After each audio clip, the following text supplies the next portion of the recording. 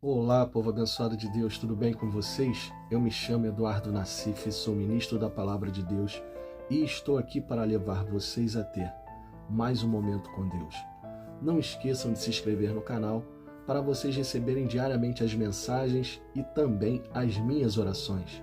Que a palavra de hoje possa verdadeiramente entrar no seu coração e abençoe sua vida. Todas as pessoas têm uma luta muito grande contra o pecado. Todos, sem exceção, sofrem com as tentações. Aí você pode pensar, até quem não é da igreja é tentado? Sim, claro. Tentado de várias formas, tentado a trair a esposa ou o marido, tentado a se prostituir, tentado a roubar, tentado de várias formas e, como estão vivendo longe de Deus, a grande maioria cai. Por que digo a grande maioria e não todos?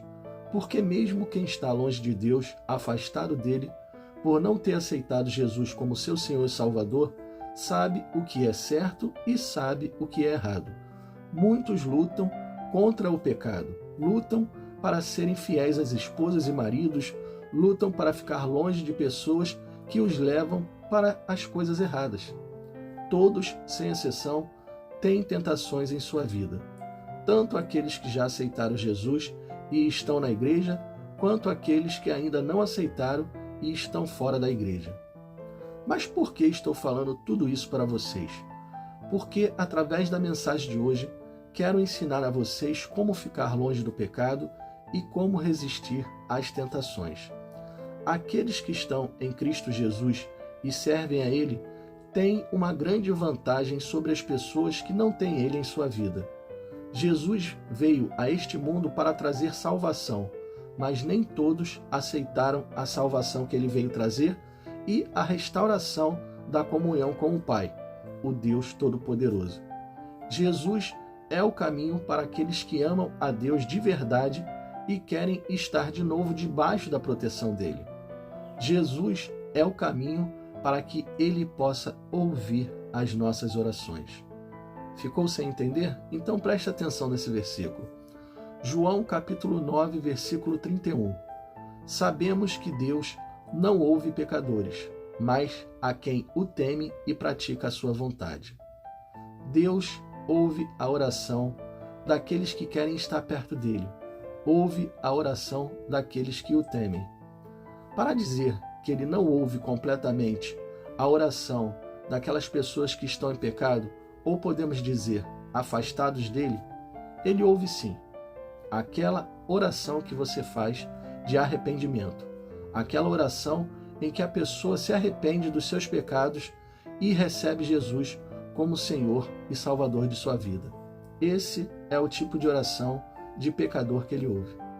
Essa oração ele tanto recebe que ele nos concede um ajudador. Todos que recebem Jesus como seu Senhor e Salvador passam a ser moradia do Espírito Santo de Deus. Ele passa a habitar na pessoa. Então, quando nós matamos a velha criatura pedindo perdão e sendo limpo pelos nossos pecados através do sangue de Jesus, nos tornamos o templo de Deus. Está dando para vocês entender a importância daqueles que recebem Jesus em sua vida? A importância de ser a moradia do Espírito Santo? Templo de Deus? Por isso devemos manter esse templo limpo, longe do pecado. Todas as vezes que pecamos, estamos sujando o templo de Deus. Todas as vezes que deixamos o pecado nos dominar, estamos dizendo para Jesus que o sacrifício que ele fez na cruz foi em vão, e estamos dizendo para o Espírito Santo que ele nos concedeu que ele está perdendo lugar em nossa vida. O Espírito Santo não habita em templo sujo, ou seja, ele não habita no meio do pecado. Ah, então toda vez que eu peco ele sai, depois quando peço perdão ele volta? Não, não é assim. O Espírito Santo habita em nós e quando nós pecamos, ele nos convence do erro. Sem ele não há convencimento. Sabe por quê? Porque as pessoas que estão longe de Deus erram e mesmo sabendo que estão erradas, permanecem no erro. Não há ninguém que as convença. Quando o Espírito Santo nos convence do erro, nós pedimos perdão a ele e ele novamente nos limpa. Ah, então posso pecar e depois é só pedir perdão que está tudo certo? Não é desta forma. Aí você está brincando com Deus de viver no mundo e viver com Ele. Deus sabe quando uma pessoa está arrependida de verdade pelo seu pecado e sabe quando ela gosta de pecar. Ele sabe.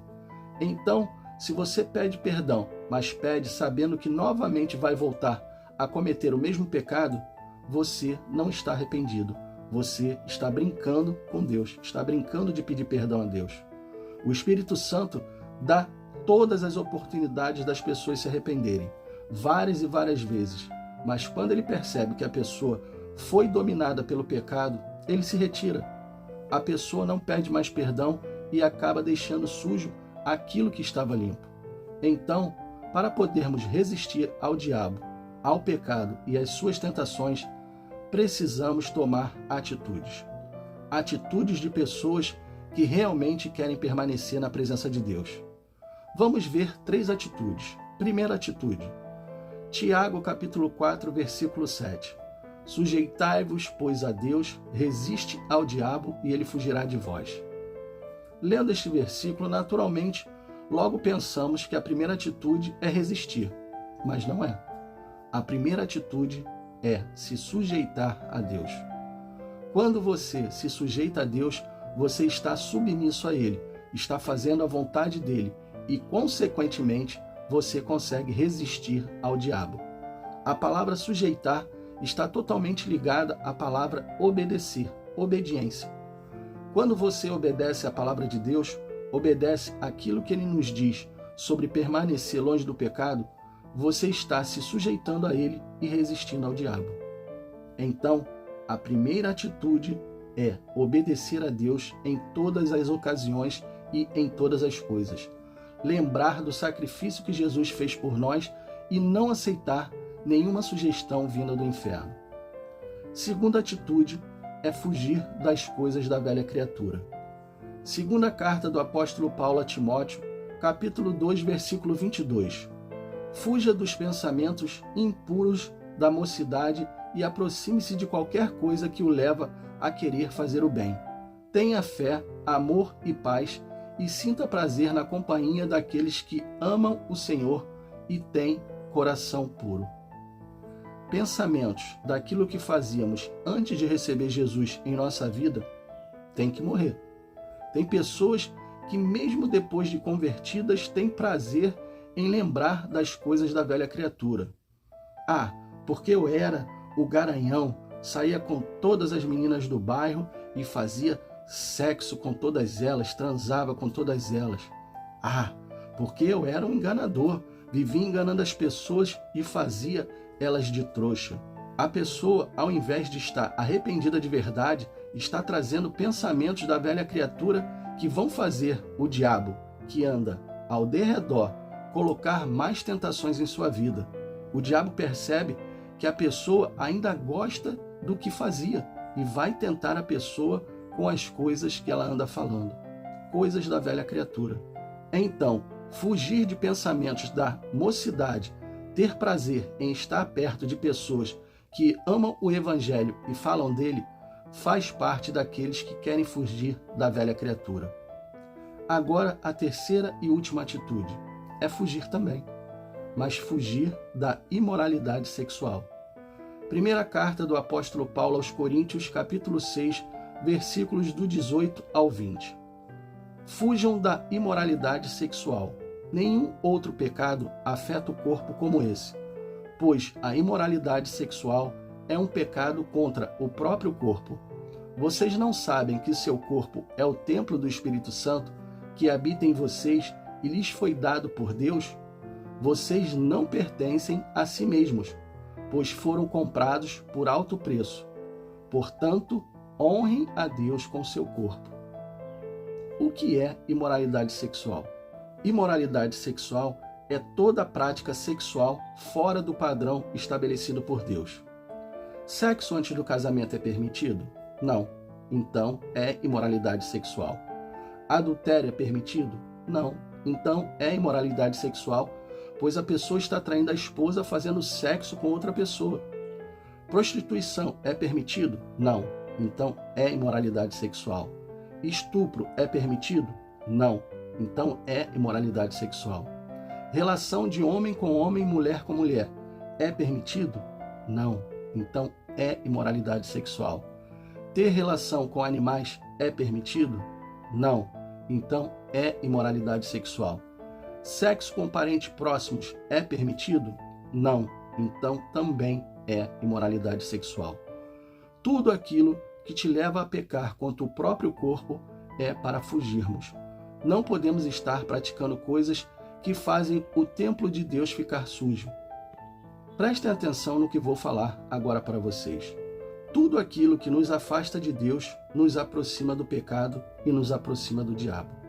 Se queremos viver uma vida reta e santa diante de Deus, precisamos viver longe das coisas que nos afastam dele, e fazendo isso, Deus sempre estará ao nosso lado, nos ajudando em todas as coisas. Pode ter certeza disso. E como é dito em sua palavra, que somos mais que vencedores em Cristo Jesus, seremos realmente vencedores, porque nada poderá nos afastar do amor de Deus. Feche os seus olhos e vamos orar.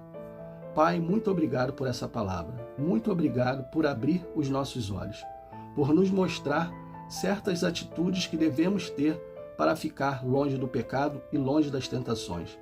Sabemos que existem muitas pessoas que estão na tua casa e estão ao mesmo tempo vivendo uma vida pecaminosa. Pessoas que estão vivendo uma luta contra as tentações e contra os pecados. E essas pessoas precisam resistir, precisam se fortalecer e precisam estar cada vez mais na obediência do Senhor.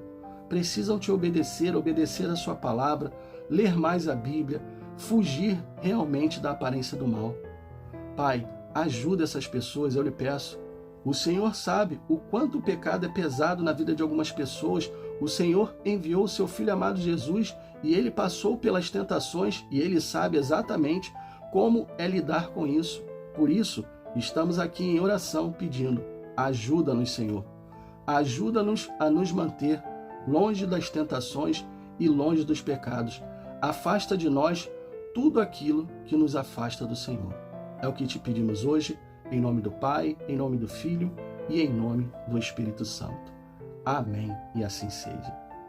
Bom, pessoal, eu espero que vocês tenham gostado da mensagem e se vocês gostaram, compartilhe com seus amigos, com seus familiares, com todas aquelas pessoas que precisam ouvir uma boa palavra.